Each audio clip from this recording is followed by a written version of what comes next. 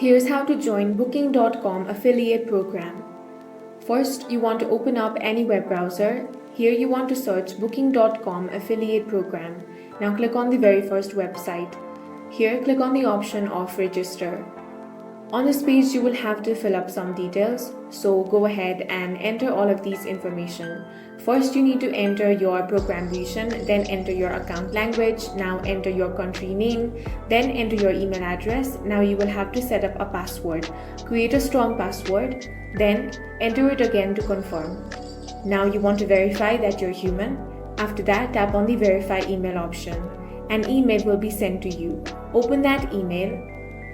Now on this page you will have to click on create my publisher account option. Now you will have to accept the terms, so go ahead and read through all of this one by one and accept the agreement.